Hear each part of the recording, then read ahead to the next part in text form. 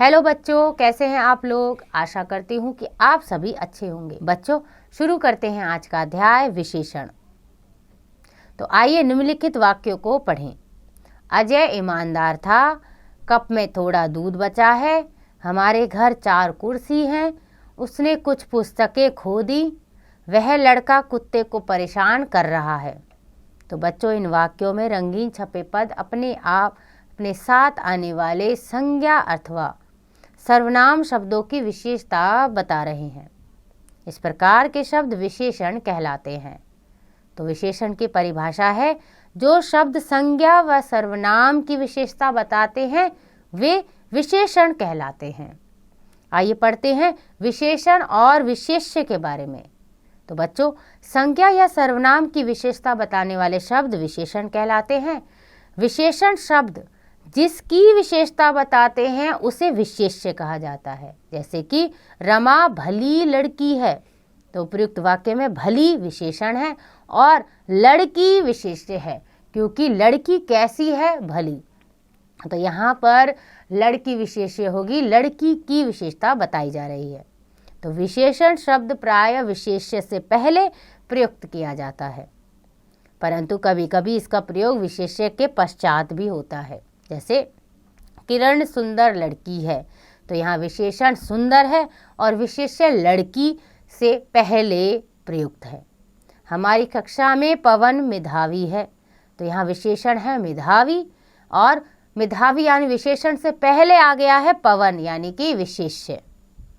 जो विशेषण अपने विशेष्य से पूर्व आते हैं उन्हें विशेष्य विशेषण या उद्देश्य विशेषण कहते हैं, तथा जो अपने विशेष्य के बाद आते हैं उन्हें विधेय विशेषण कहते हैं। अतः स्पष्ट है कि सुंदर उद्देश्य या विशेष्य विशेषण है तथा मेधावी विधेय विशेषण है। उद्देश्य या विशेष्य विशेषण में विशेषण उद्देश्य कर्ता का अंश होता है, जबकि विधेय विशेषण में विशेषण विधेय का अंश माना जाता है। यहाँ पर ध्यान दिया जाना आवश्यक है कि चाहे विशेषण उद्देश्य विशेषण के रूप में प्रयुक्त हो या फिर चाहे विधेय विशेषण के रूप में, वह उन संज्ञा सर्वनाम के अनुसार प्रयुक्त होते हैं जिनकी वे विशेषता बताते हैं। जैसे वैभव बुद्धिमान है, मेघा बुद्धिमती है, अमन अच्छा लड़का है, वैशाली अच्छी लड़की है। आइए पढ़ते हैं विशेषण के भेद। तो बच्चों, विशेषण के 4 भेद होते हैं: गुणवाचक विशेषण, परिमाणवाचक विशेषण, संख्यावाचक विशेषण और सार्वनामिक विशेषण। आइए एक एक करके चारों विशेषण के बारे में पढ़ें। पहला है गुणवाचक विशेषण। जो विशेषण किसी विशेष्य के गुण, दोष, आकार, रंग, दशा, स्वाद आदि की विशेषता बताएं उसे गुणवाचक विशेषण कहते हैं। जैसे परिश्रमी विद्यार्थी सबको प्रिय होता है। संयुक्त राज्य अमेरिका एक विशाल देश है। मंगल की काली करतूतें सबको मालूम है। मुझे मीठी चाय अधिक पसंद है। भारतीय बहुत मेहनती होते हैं। आप मोटी किताब ले लीजिए। बच्चों, यहाँ पे कुछ गुणवाचक विशेषताएं हैं, जैसे गुण परिश्रमी, ईमानदार, प्रतिभाशाली, बुद्धिमान, योग्य, मेधावी। दोष है कपटी, भ्रष्ट, पापी, अयोग्य, नीच, बेईमान, झूठा, कृपण। रूप है सुंदर, आकर्षक। रंग है लाल, नीला, गुलाबी, सफेद। आकार है छोटा, बड़ा, लंबा, गोल, तिकोना, चौकोर, चौड़ा। दशा अवस्था है कमजोर, स्वस्थ, बलवान, अमीर, रोगी, दरिद्र। स्वाद है मधुर, खट्टा, कड़वा, नमकीन, मीठा, कसैला। और काल है पुराना, प्राचीन, बासी, ताज़ा, आधुनिक, नवीन। तो ये सब ही गुण बताते हैं, इसलिए ये गुणवाचक विशेषण है। आगे है परिमाणवाचक विशेषण। संज्ञा शब्दों की माप तौल, मात्रा आदि का बोध कराने वाले शब्दों को परिमाणवाचक विशेषण कहा जाता है। जैसे शेखर 2 लीटर तेल लेते आना, पिताजी कुछ सामान लाए हैं। तो ये परिमाणवाचक विशेषण के भी 2 भेद होते हैं। जैसे निश्चित परिमाणवाचक विशेषण, यानी कि जहाँ पर हमें निश्चित परिमाणवाचक विशेषण संज्ञा सर्वनाम के निश्चित परिणाम का बोध कराते हैं कि हमें पता है कि जो हमारे पास है वो कितना है। जैसे 4 मीटर तार 7 किलो आटा, 2 क्विंटल गेहूं, 10 तोला सोना। तो ये निश्चित परिमाणवाचक विशेषण है। यह भी जानिए, कई बार निश्चित परिमाणवाचक विशेषण में अ प्रत्यय जोड़कर उन्हें अनिश्चित परिमाणवाचक विशेषण बना दिया जाता है, जैसे घड़ो, पानी, मनो, दूध। अगला है अनिश्चित परिमाणवाचक विशेषण, यानी कि अनिश्चित यानी हमें नहीं पता कितना है। जिन विशेषण से विशेष्य संज्ञा या सर्वनाम के निश्चित परिमाण का पता ना चले उन्हें अनिश्चित परिमाणवाचक विशेषण कहते हैं, जैसे थोड़ी दही, बहुत पानी, तनिक नमक, ढेर सारा आटा, जरा सी मिर्ची आदि। तीसरा है संख्यावाचक विशेषण।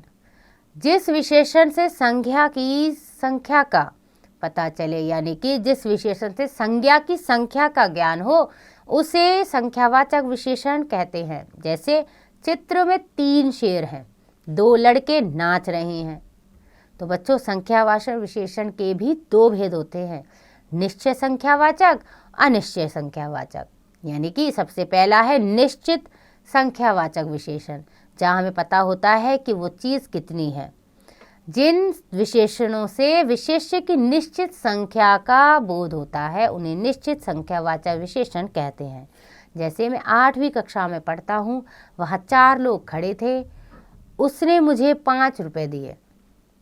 और अनिश्चित संख्या बोधक विशेषण होता है जब जिन विशेषणों से विशेष्य की निश्चित संख्या का बोध ना हो, यानी पता ना चले, वे अनिश्चित संख्या बोधक विशेषण कहलाते हैं। जैसे कुछ लड़के पेड़ पर चढ़ गए, इस जंगल में आदिवासियों के बहुत घर हैं, मेले में थोड़े लोग ही आए थे।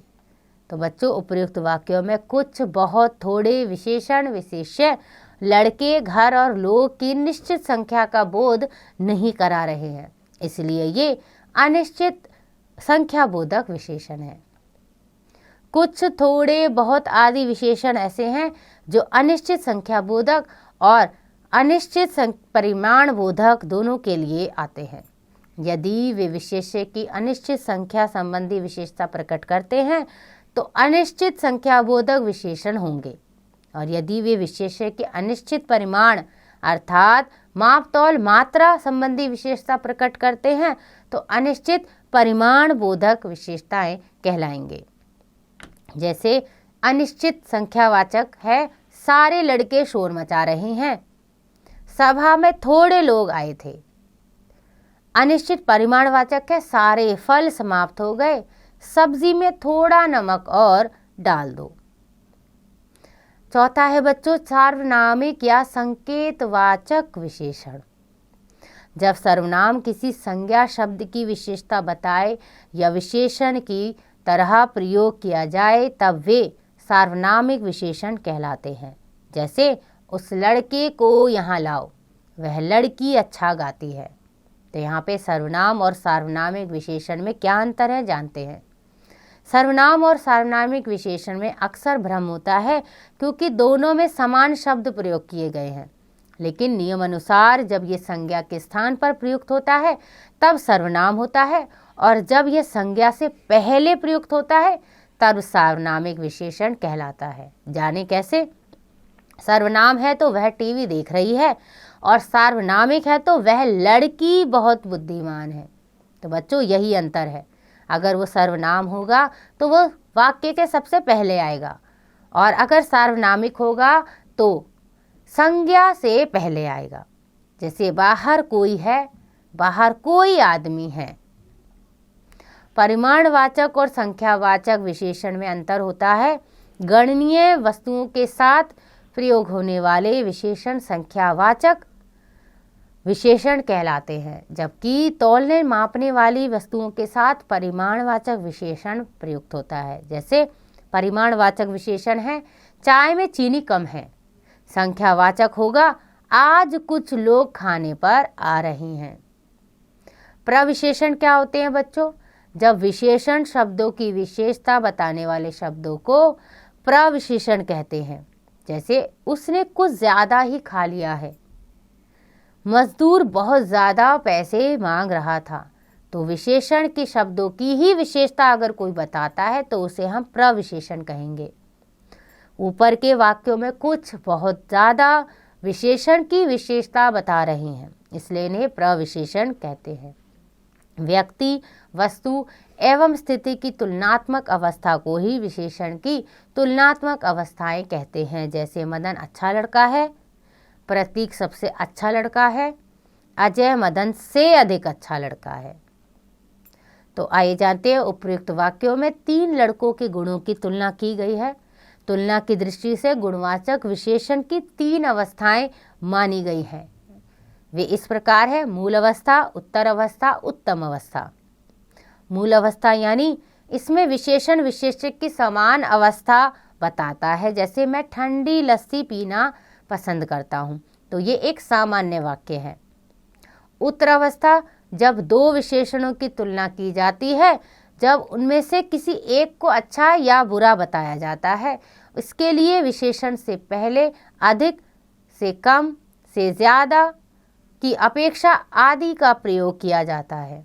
यानी कि उत्तर अवस्था में 2 विशेषणों की तुलना की जाती है और बताया जाता है कि ये सबसे अच्छा है या उससे बुरा। जैसे खरगोश शेर से अधिक चालाक है, यानी कि यहाँ पर खरगोश और शेर दोनों में तुलना की गई है और बताया है कि खरगोश जो है वो शेर से अधिक चालाक है। बीरबल अकबर से ज्यादा होशियार है, रीना सविता से कम बुद्धू है, अर्पणा अनु से कम सुंदर है। तीसरा है उत्तम अवस्था, यानी जब किसी व्यक्ति या वस्तु या स्थान को सबसे अच्छा या सबसे बुरा बताया जाता है, तब विशेषण से पहले सबसे अधिक, सबसे ज्यादा, सबसे कम आदि जोड़ा जाता है। जैसे प्रशांत महासागर सबसे बड़ा सागर है, सभी सागरों में सबसे बड़ा है, तो ये उत्तम अवस्था है।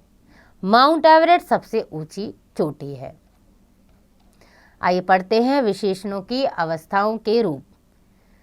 कुछ विशेषणों की 3 अवस्थाएं निम्नलिखित हैं, जैसे कि मूल अवस्था, उत्तर अवस्था और उत्तम अवस्था। महान, महत्तर, महत्तम, तीव्र, तीव्रतर, तीव्रतम, प्रिय, प्रियतर, प्रियतम, समीप, समीपतर, समीपतम, अधिक, अधिकतर, अधिकतम, कुटिल, कुटिलतर, कुटिलतम, श्रेष्ठ, श्रेष्ठतर, श्रेष्ठतम, उच्च, उच्चतर, उच्चतम। आइए पढ़ते हैं आगे विशेषणों की रचना। हिंदी में कुछ शब्द रूल रूप से विशेषण हैं, जैसे अच्छा, बुरा, पीला, निम्न, उच्च, चतुर, श्रेष्ठ, सुंदर आदि। कुछ विशेषण शब्दों की रचना अन्य शब्द रूपों से की जाती है।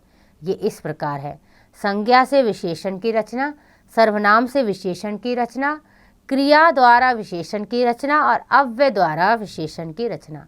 तो आइए सबसे पहले पढ़ते हैं आइए बच्चों सबसे पहले पढ़ते हैं संज्ञा के द्वारा विशेषण की रचना। संज्ञा से विशेषण बनाने के लिए विभिन्न प्रत्ययों का प्रयोग किया जाता है। जैसे प्रत्यय वाला, संज्ञा सब्जी और विशेषण सब्जी वाला।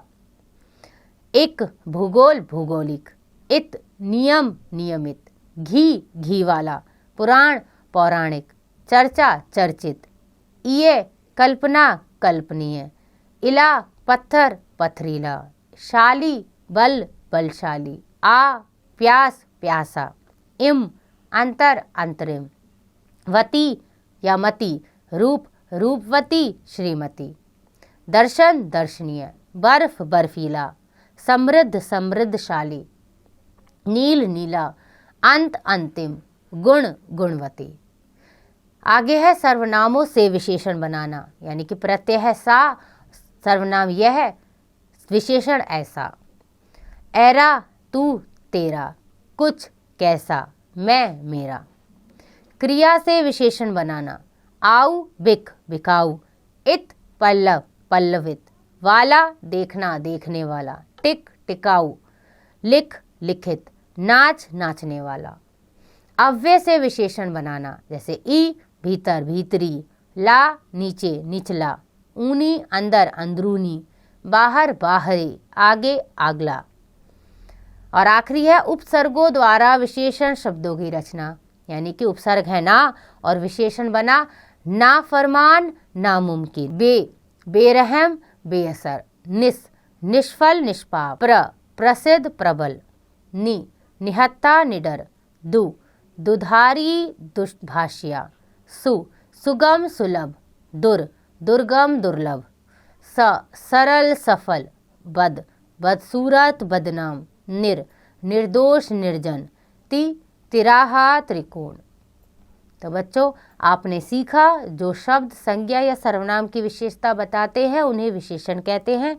विशेषण जिन संज्ञा या सर्वनाम शब्दों की विशेषता बताते हैं उन्हें विशेष्य कहा जाता है। विशेषण के मुख्य 4 भेद होते हैं: गुणवाचक विशेषण, संख्यावाचक विशेषण, परिमाणवाचक विशेषण, सार्वनामिक विशेषण। संख्यावाचक विशेषण के 2 भेद होते हैं: निश्चित संख्यावाचक, अनिश्चित संख्यावाचक। परिमाणवाचक विशेषण 2 प्रकार के होते हैं: निश्चित परिमाणवाचक, अनिश्चित परिमाणवाचक। जो शब्द विशेषण की विशेषता बताते हैं उसे प्रविशेषण कहते हैं। विशेषणों की 3 अवस्थाएं होती हैं: मूल अवस्था, उत्तर अवस्था, उत्तम अवस्था। आशा करती हूँ कि आपको यह अध्याय समझ आ गया होगा। इसका अभ्यास आप स्वयं कीजिएगा।